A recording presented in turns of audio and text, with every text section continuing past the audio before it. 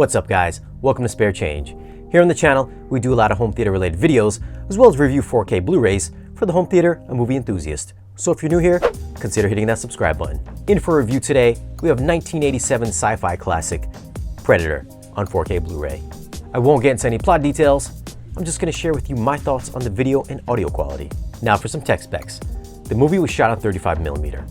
It's got a 4K DI, it's rated R, runtime is 107 minutes. Aspect ratio is 185:1, so yes, you will get a full screen. Alright, if you own the dreaded Blu-ray that was DNR'd to death, you'll be happy to know this one has every bit of grain intact. So if you're a grain hater, you might want to stick to the older Blu-ray. Grain levels fluctuate from very high to light levels. It has a very filmic look to it, so you can expect that there isn't going to be a great deal of intricate details most of the time. Tight facial close-ups are decent, but fine nuanced textures can be lost behind a veil of grain. Beads of sweat and some stubble are there, but if you're used to seeing 4K levels of crispiness, you may be disappointed.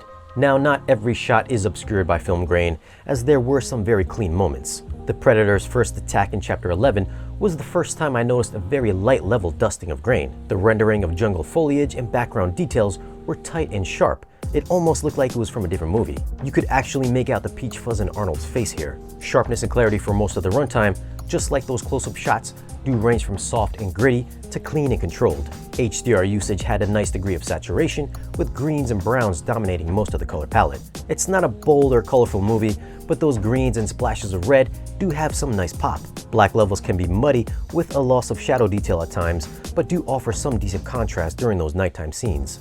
Stick around.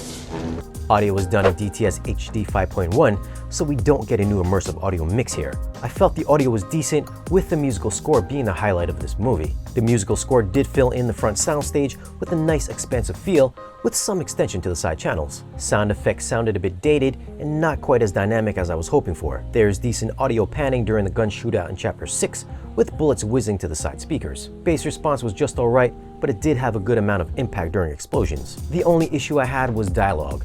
It was noticeably lower in volume than the musical soundtrack or the effects. If you raise your volume when people are talking and some action starts up, you'll end up blowing yourself out of the room.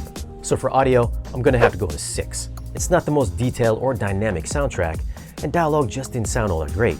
For video, I'm gonna go with a 6.8. There are some very good looking scenes, almost Sony quality, but I felt the image was more soft and gritty for the most part, and black levels were questionable. Now if you're a fan of the movie, this is clearly the best way to see it. If you're looking for a huge 4K crisp increase in overall image quality, you may be disappointed. So if you're interested in picking up this disc, I'll leave a link down below in the description. It does help out the channel by using those links, which helps us bring you more content like this. Give us a thumbs up if you found the video useful, and leave a comment and let us know if you're going to be grabbing this 4K movie. Check out our social media links, and if you're new here, hit that subscribe button. And we'll see you guys again in the next one.